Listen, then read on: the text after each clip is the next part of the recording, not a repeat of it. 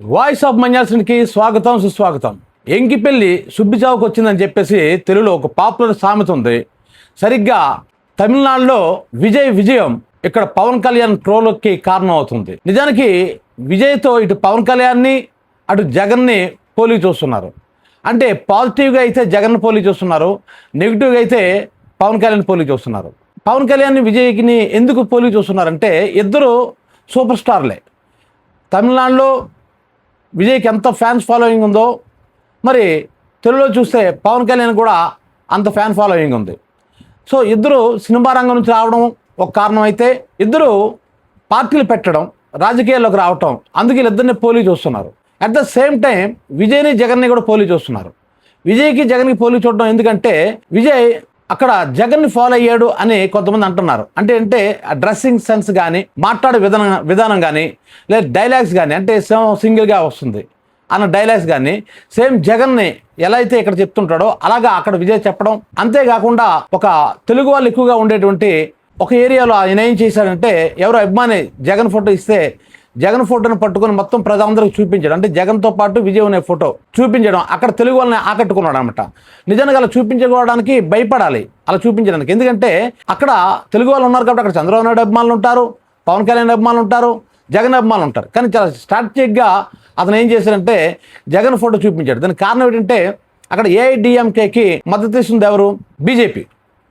అంటే ఇక్కడ కూటమి ప్రభుత్వం నుండి చంద్రబాబు నాయుడు, పవన్ కళ్యాణ్. సో ఆటోమేటిక్గా వాళ్ళిద్దరు అభిమానులు ఎలాగో ఓటేయరు. మరి డిఎంకే ఉంది, డిఎంకేకి కాంగ్రెస్ పార్టీ సపోర్టు, ముఖ్యంగా అక్కడ అధికార పార్టీలో ఉంది డిఎంకే కాబట్టి మెయిన్ అంటే విజయ్ తరఫున చూసుకున్నట్లయితే మెయిన్ శత్రువు అంటే రాజకీయ ప్రత్యర్థి డిఎంకే అవుతుంది. సో ఇక్కడ ఎలాగా చంద్రబాబు నాయుడు, పవన్ కళ్యాణ్ ఏఐడిఎంకే సపోర్టర్స్ కాబట్టి, డిఎంకే అలాగే తమ సమీప ప్రత్యర్థి కాబట్టి అందుకే జగన్ ఫోటోని ఆయన చూపించడం జరిగింది.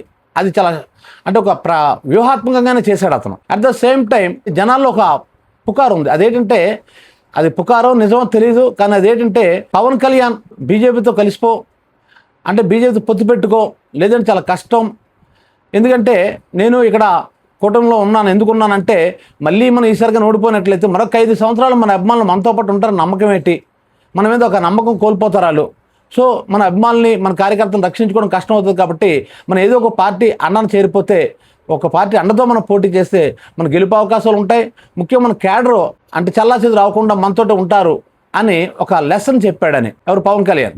దానికి కారణం ఏంటంటే అమిత్ షా ఎలా అయినా సరే నువ్వు విజయ్ని బీజేపీ పంచం చేర్చు అని పవన్ కళ్యాణ్ ఉపయోగించాడని అంటారు. అయినప్పుడు కూడా విజయ్ ఎక్కడ తొనకలేదు, బెనకలేదు, తన ఇండివిజువల్గా పోటీ చేశాడు, ఒక్కడే పోటీ చేశాడు. ఇప్పుడు విజయ్ తల గెలుపు పవన్ కళ్యాణ్ లెసన్ అయింది. అంటే ఆ రోజు పవన్ కళ్యాణ్ అతనికి లెసన్ చెప్పాడు, ఇలా కలిసిపోతే మనకి కొంత సెక్యూరిటీ ఉంటుంది అని చెప్పాడు. కానీ విజయ్ ఆ మాట పెడచెవిని పెట్టి తన సొంతంగానే పోటీ చేశాడు. ఇప్పుడు విజయం పవన్ కళ్యాణ్కి లెసన్ అయింది. ఆ లెసన్ ఏంటో తెలుసా? మనం రిస్క్ తీసుకోకపోతే రస్కు కూడా దొరకదని చెప్పేసి ఏదో ఒక యాడ్ ఉంటుంది, ఒక కూల్ డ్రింక్ యాడ్. అంటే అక్కడ విజయ్ రిస్క్ తీసుకున్నాడు, అందుకని ఎవరు పంచనా చేరలేదు. గెలిపోయిన ఓటమైనా సరే ఒక్కడే భరించాలనుకున్నాడు. నిజానికి ఈ సలహా జగన్ ఇచ్చాడని అంటారు. అంటే పవన్ కళ్యాణ్ ఏమో విజయ్ని బీజేపీలో లాగాలని చూశాడు. జగన్ మాత్రం ఏం చెప్పాడంటే నేను సింగిల్గానే పోటీ చేస్తాను, ఎప్పుడును గెలిచినా ఓడినా అది నా సొంతం, అందుకని ఇంకోళ్ళతో మనం పొత్తు పెట్టుకుంటే మనం అలా అండర్లోకి వెళ్ళిపోవాల్సి వస్తుంది అని చెప్పాడని అంటారు. సో జగన్ చెప్పిన సలహాని విజయ్ పాటించాడని, అందుకే గెలుపు సాధ్యమైందని కూడా అంటారు. అయితే జగన్ వల్ల ఏం గెలిచిలేదు అతను, ఫ్రాంక్గా చెప్పాలంటే. కాకపోతే అక్కడ ఉన్న తెలుగు వాళ్ళు, జగన్ అభిమానులు ఇతను కోటేషన్ ఉండొచ్చు. కానీ ఇక్కడ మాత్రం ఒక చారిత్రాత్మకమైన విజయం. నాకు తెలిసి ఎంజి రామచంద్రరావు గారు, తర్వాత ఎన్టీ రామారావు గారు, తర్వాత విజయ్ ఈ గెలుపు. జగన్ మొదటిసారి పోటీ చేసినప్పుడు ఓడిపోయాడు, 63 సీట్లు ఎన్నో వచ్చాయి. కానీ అట్ ఏ టైం అంటే పార్టీ పెట్టిన 2 సంవత్సరాల్లో అధికారం అందుకోవడం మాటలు కాదు. అంటే పార్టీ పెట్టిన 9 నెలల్లో ఎన్టీ రామారావు గారు అధికారాన్ని అందుకున్నారు. కాకపోతే ఎన్టీ రామారావు గారు కూడా కమ్యూనిస్టుల తాలూకా పొత్తు కుదుర్చుకున్నాడు. కానీ ఇక్కడ విజయ్ చూస్తే జగన్ లాగే ఎవరితో పొత్తు పెట్టుకోలేదు, అన్ని సీట్లకి ఒంటరిగానే పోటీ చేశాడు. సో అంటే ఒంటరిగా పోటీ చేసి ఎవరితో పొత్తు లేకుండా, ఇంకా చెప్పాలంటే దాదాపుగా 58 పార్టీలతో పోరాడాడట. అంటే ఒక్క డిఎంకే చూసుకున్నట్లయితే అది దాదాపుగా 12-14 పార్టీలు కలిపి పోటీ చేశాయి. అలాగే ఏఐడిఎంకే కూడా 7-8 పార్టీలు కలిపి పోటీ చేశాయి. డైరెక్ట్గా ఎన్నికల బరిలో నిలబడకపోయినప్పుడు కూడా చిన్న చిన్న పార్టీలు ఇటు డిఎంకేకో ఏఐడిఎంకేకో సపోర్ట్ ఇచ్చాయి. ఇలా 58 పార్టీలు అంటున్నారు. మనం కనీసం 30 పార్టీలను వేసుకోండి. 30 పార్టీలతో ఒక్కడే పోటీ చేసి పోరాడి గెలిచి పవన్ కళ్యాణ్ లాంటి వాళ్ళకి లక్ష్యం అంటే ఏటో అది ఎలా సాధించవచ్చో, దిగజారకుండా ఎలా ఉండాలో విజేతలకు విజయం పవన్ కళ్యాణ్కి ఒక పాఠాన్ని నేర్పుతుంది. సో దానికి కారణం ఏంటంటే పవన్ కళ్యాణ్కి విజయ్కి మధ్య ఒక పోలిక మనం చూసుకున్నట్టయితే పవన్ కళ్యాణ్ ఏం చేశాడు? ప్రజారాజ్యంలో యువరాజ్యం అధ్యక్షుడిగా ఉండేవాడు ప్రజారాజ్యం పార్టీలో. తర్వాత వాళ్ళ అన్నయ్య ఆ పార్టీని కాంగ్రెస్లో విలీనం చేసిన తర్వాత కొన్నాళ్ళు రాజకీయాలు దూరంగా ఉన్నాడు. తర్వాత జనసేన అనే పార్టీ పెట్టాడు. అంతకుముందు స్వచ్ఛంద సంస్థ పెట్టాడు. అది ఇప్పుడు ఏమైందో నాకు తెలియదు, అది ఉందో లేదో కూడా మాకు తెలియదు. కానీ తర్వాత జనసేన పార్టీ పెట్టాడు.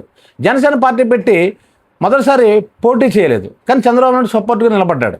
ఆ తర్వాత 2019లో చూసుకున్నట్లయితే పోటీ చేశాడు. దానికి కారణం ఏంటంటే అధికార పక్షం తాలూకా ఓట్లు చీలిపోవాలంటే అధికార పక్షం మీద ఉన్నటువంటి కోపంతో వేసే ఓట్లు చీలిపోవాలని ప్రతిపక్షాలకి పంచుకుంటే ఆటోమేటిక్గా చంద్రబాబు నాయుడు మళ్ళీ గెలుస్తాడని ఊహించాడు. కానీ చాలా చిత్రంగా ఇక్కడ విజయ్ గెలిచినట్లు అప్పుడు జగన్ అక్కడ గెలిచాడు. గెలిచిన తర్వాత మళ్ళీ మనం చూసుకున్నట్లయితే 2024లో మళ్ళీ చంద్రబాబు నాయుడుతో పొత్తు కట్టాడు.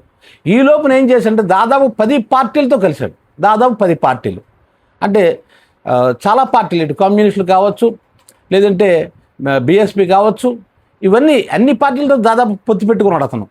పొత్తు పెట్టుకొని ఈ 10 సంవత్సరాల్లో అంటే తన మీద తనకే నమ్మకం లేదు. కానీ విజయ్ అలా చేయలేదు. ఏ పార్టీతో పొత్తు పెట్టుకోకుండా ఒంటరిగా పోటీ చేశాడు. సింహం సింగిల్గానే వస్తుంది అన్నట్లు. సో అంతేకాకుండా విజయ్ ఆయన తాలూకా వాగ్దానాలు, నేనేం చేస్తాను, ప్రజలకు ఏం చేస్తాను, ప్రజలకు ఏమేమి ఇవ్వబోతున్నాను, ఈ రాష్ట్రాన్ని ఎలా డెవలప్ చేస్తాను, ఇది ప్రజలకు చెప్పాడు. కానీ పవన్ కళ్యాణ్ ఏం చేశారంటే ఎవరైనా తను ముఖ్యమంత్రి అవ్వాలి, తన పార్టీ గెలవాలి, తన కేడర్కి ఒక మంచి అవకాశాలు ఇవ్వాలి, ఇలా చూసుకుంటారు కదా. ఇతను ఏంటంటాడంటే పార్టీ ఎందుకు పెట్టాను అన్న అంటే జగన్ ఓడించడానికి అంటాడు. జగన్ నిన్ను ఓడిస్తాను అంటాడు. జగన్ ఓడించిన పార్టీ ఎందుకు పెట్టడం? నువ్వు పార్టీ లేకుండా చంద్రబాబు నాయుడు కలిపి పోటీ చేసి అయిపోయింది కదా. అంటే నీకు అసలు లక్ష్యం అనేది కరెక్ట్గా లేదు, నీ లక్ష్య సిద్ధి కరెక్ట్గా లేదు, నీ ప్రణాళికలు కరెక్ట్గా లేదు. ఇప్పటికే ఆయన ఏమంటున్నాడంటే ఇప్పటికైనా పవన్ కళ్యాణ్ విజయ్ని చూసి బుద్ధి తెచ్చుకో. అంటే రీల్ హీరో కాదు విజయ్, రియల్ హీరో. కానీ Pawan Kalyan only reel hero, not real hero. Real hero ఎవడో ఒకడు ముంగిటిని చేరడు, ఒకడు శంకను అక్కడు. అతను ఎవరు శంకను ఎక్కలేదు, ఇతను ఎక్కాడు. 10 మంది శంకలను ఎక్కాడు ఇప్పటికి. సో ఇటువంటి అంటే తన మీద తనకే నమ్మకం. ఎప్పటికీ ఏమంటున్నాడు? మరో 10 సంవత్సరాల పాటు చంద్రబాబు తాలూకా దీంట్లోనే నడుద్దాం మనం, ఎందుకంటే మనకు అనుభవం లేదు కదా. చంద్రబాబు నాయుడు గారు అనుభవం లేనప్పుడు నువ్వు ఎందుకు పార్టీ పెట్టావు? అనుభవం లేదని సంగతి నీకు 2019లో తెలీదా? మరి అప్పుడైతే పోటీ చేసావు. మరి అనుభవం పొరపాటు నువ్వు విజయలా గెలిచేస్తే అనుభవం లేదని చెప్పి రాజీనామా చేస్తాడు కొంపతీసి. అలా మాటలకు అర్థం ఉందా? అంటే మీకు కావాల్సింది ఏంటంటే పవన్ కళ్యాణ్ క్లియర్గా తెలుసు తనకున్నది 6% ఓట్లు మాత్రమే. ఈ 6% ఓట్లతో ఇతను కనీసం ఎమ్మెల్యే కూడా కాలేడు. అది ప్రూఫ్ అయిపోయింది. 2 చోట్ల పోటీ చేసి 2 చోట్ల ఓడిపోయాడు. ఇది మాటలు మాత్రం పంచులోటు తీసుకొడతాం, తొక్కి నారదేస్తాను, ఈ కబుర్లు చెప్తారు తప్ప నిజంగా ప్రజాక్షేత్రంలో నీకు అసలు బలం లేదు. బలం లేదు కాబట్టి తెలుగుదేశం పార్టీ సపోర్ట్ ఇచ్చాడు. ఈయన బలం ఉంటే ఈయన ఎందుకు ఇస్తాడు? ముఖ్యమంత్రి పదవి ఈయనకి అక్కర్లేదా? మరి అక్కర్లేదనుకున్న పార్టీ పెట్టాడా? గెలుస్తారన్నాడు కదా మొదటిసారి అయితే. మరి అదే చంద్రబాబు నాయుడిని విమర్శించాడు కదా, అవినీతి పరుడు అనలేదా? పద్దివేటి పుల్లారావు తిట్టలేదా? ఎంతమందిని ఆయన విమర్శించాడు తెలుగుదేశం పార్టీలో? మీ అబ్బా కొడుకులు వేసిన రోడ్డా ఇది అని అన్నాడు, ఎన్నో మాటలు అన్నాడు. మరి మోడీని పాచిపోయిన లడ్డూలు ఇచ్చాడు అన్నాడు. మరి తెలుగుదేశం పార్టీ అవినీతి చేస్తుంది అన్నాడు. మరి ఇన్ని అన్న వ్యక్తి మళ్ళీ ఆ పార్టీకి ఎందుకు వెళ్ళాడంటే జగన్ ఓడించడానికట, ప్రజల కోసం కాదు. నేను గెలిస్తే ప్రజలకు మంచి చేస్తాను, నేను పలానా నా మేనిఫెస్టో ఇది, ప్రజల కోసం నేను రాజకీయాల్లోకి వచ్చానని చెప్తే ఆవిడ ఓటేస్తాడు. జగన్ ఓడించడానికి అంటాడు. జగన్ ఓడించడం కోసం పార్టీ పెట్టాడు. ఆ జగన్ ఓడించడం కోసం కూటమిలో ఏర్పాటు చేశాడట. అంటే ఎంత నిస్సిగ్గా ఆయన చెప్తున్నాడు. తేడా ఇప్పుడు అయి ఉంటుంది విజయ్కి పవన్ కళ్యాణ్కి మధ్య తేడా. నిజానికి అటు ఏఐడిఎంకే కానీ డిఎంకే కానీ 50 సంవత్సరాల పైగా రాజకీయ చరిత్రలోని పార్టీలని ఎలా ఓడించాడు చూడండి. ఈవెన్ అక్కడ ముఖ్యమంత్రిని కూడా ఓడించాడంటే ఎంత నిజంగా అది అద్భుతం ఆ విజయం మాత్రం. నేనైతే విజయ్ గెలుస్తాడు అనుకోలేదు. గత వీడియోలోనైతే డిఎంకి గెలుస్తుంది, విజయ్ కేవలం కింగ్ మేకర్గా ఉంటాడు తప్ప కింగ్ కాలేడు అని నేను కూడా చెప్పాను నా విశ్లేషణలో. కానీ తర్వాత అర్థమైంది విజయ్ కింగ్ మేకర్ కాదు, కింగ్ కూడా కాదు, ఎంపరర్. అంటే నేను చెప్తుంది ఏంటంటే ఇదే పని ఇక్కడ పవన్ కళ్యాణ్ ఎందుకు చేయలేకపోయాడు? మరి అంతమంది అభిమానులు ఉన్నారు కదా, విజయ్కి ఎంతమంది అభిమానులు ఉన్నారు, ఇక్కడ పవన్ కళ్యాణ్కి అంతమంది అభిమానులు ఉన్నారు కదా, మరి ఎందుకు చేయలేకపోయాడు? అంటే ఇతను కేవలం చంద్రబాబు నాయుడిని గెలిపించడం కోసం పార్టీ పెట్టినట్టు ఉంది. అంటే చంద్రబాబు నాయుడు లీడర్గా ఉండాలి, తను సెకండ్గా ఉండాలి. మరి ఇది కరెక్ట్ అనుకున్నట్లయితే ఇదే ఇతను స్ట్రాటజీ అయితే ఏదో డిప్యూటీ సీఎం అయిపోతుంది. ఇంకా చిత్రం ఏంటంటే మేము ఎన్ని సీట్లు పోటీ చేసి అన్ని సీట్లు కూడా గెలిచేసాం, స్ట్రైక్ రేట్ 100% అంటున్నాడు. ఇది అర్థం పర్థం లేదు అసలు. ఆ ఇచ్చిన 20 స్థానాల్లోనే 10 మంది అభ్యర్థులు దాదాపుగా తెలుగుదేశం అభ్యర్థులు. మీకు అభ్యర్థులు లేరని సంగతి మర్చిపోతున్నారు మీరు. ఇది చిత్రం. మరి ఆ రోజు పిఠాపురంలో వరంకి ఏమన్నాడు? మీరు ఎలాగైనా సరే నన్ను గెలిపించాలి, 1,00,000 ఓట్లతో నన్ను గెలిపించాలని పిఠాపురంలో వర్మకి అన్నాడు, వర్మ కొడుకుని కూడా కలుసుకొని అన్నాడు. అంతేకాకుండా ఒక కార్యక్రమంలో అయితే అసలు ఏ లీడర్ కూడా అలాగ అంటారు. నాకు ఆశ్చర్యం వేసింది. నేను మీ కాలు పట్టుకుంటున్నాను, గెలిపించున్నాను, ఎమ్మెల్యేని చేయండి అన్నాడు. ఏ లీడర్ని కాలు పట్టుకుంటాను అంటాడా? అయ్యా నేను పథకాలు పెడతాను, ప్రజల జీవితంలో బాగుపరుస్తాను అని చెప్పాలి, ప్రజలు నమ్మి ఓటేస్తే గెలుస్తాడు. కానీ ఏకంగా ఒక అభ్యర్థి నేను కాలు పట్టుకుంటున్నాను గెలిపించండి అన్నారంటే మీ ఎంత వీక్గా ఉందో, ఆయన మీద ఆయనకి ఎంత నమ్మకం లేదో క్లియర్ కట్గా తెలిసిపోయింది. కాబట్టే తెలుగుదేశంతోనైనా పొత్తు కుదుర్చుకుంటే కనీసం ఎమ్మెల్యేనే అవ్వచ్చు అనుకున్నాడు. ఆటోమేటిక్గా 50 సీట్లు అడగండి 50 సీట్లు అడగండి అంటే మనకు అన్ని సీట్లు ఎందుకు ఇస్తారు? మన పార్టీ నిర్మాణం లేదు కదా, అసలు బూత్ లెవెల్ మనకి కార్యకర్తలు లేరు కదా, ఆర్గనైజేషన్ మనకు తెలియదు కదా, అన్ని చంద్రబాబు నాయుడు గారు తెలుసు కదా, నేను అంత అమ్మకంగా ఇచ్చలేదు అని తిరిగి అంటాడు. మరి 15 సంవత్సరాలు బట్టి ఏం చేశాయి బాబు? జస్ట్ విజయ్ 2 years, పార్టీ పెట్టి 2 years గట్టిగా కష్టపడి 6 నెలలు, జస్ట్ 2 సంవత్సరాల్లో టార్గెట్ని అలా ఛేదించాడు చూడండి. ఎందుకంటే తను ముఖ్యమంత్రి అవ్వాలనుకున్నాడు, ప్రజలకు ఏదో చేస్తాడో లేదు తర్వాత సంగతి, చేయకపోతే అతను కూడా దించేస్తారు. తను ముఖ్యమంత్రి అవ్వాలనుకున్నాడు, అంతేగాని ఇంకొకరు ముఖ్యమంత్రి చేయాలనుకోలేదు. ఓకే, ఇప్పటివరకు నడిచేసింది, రేపు ఉదయం లోకేష్ సీఎం అవుతాడు, అప్పుడు జన సైనికులు ఏం చేస్తారు? చంద్రబాబు నాయుడు అనుభవం కాబట్టి ఆయన వెనకాల ఉన్నాం అన్నాడు. మరి లోకేష్ వెనకాల కూడా అలాగే ఉంటాడా? 15 సంవత్సరాల పాటు లోకేష్ వెనకాల ఉంటాడా? అప్పుడు ఏం చేస్తారు? ఇప్పుడు జన సైనికులు ఇన్ని కబుర్లు చెప్తారు కదా, ఇప్పుడు వాళ్ళు ఏం జవాబు చెప్తారు? ఇప్పుడు విజయంతో జన సైనికులకు ఏం చెప్పాలో కూడా అర్థం కాని స్థితిలో పడిపోయారు. ఎందుకంటే విజయ్ తన జెండాని తన కార్యకర్తలు మోయించాడు తప్ప ఇంకొకటి జెండాను మోయించలేదు. తేడా అది ఆత్మవిశ్వాసం అంటే. ఆ ఆత్మవిశ్వాసం పవన్ కళ్యాణ్ కొరవడింది. ఇప్పటికైనా పవన్ కళ్యాణ్ గారు ఈ కబుర్లన్నీ కట్టబెట్టేసి మీరు మీ పార్టీ నిర్మాణం చేసుకొని పార్టీని బలోపేతం చేసుకొని ఇండివిజువల్ ఒక్క సీట్ వచ్చినా పర్వాలేదు, సింహంలాగా రండి, మీరును గెలుస్తారు. ఆ కాన్ఫిడెన్స్ పెంచుకోండి, మీలో ఖచ్చితంగా గెలుస్తారు.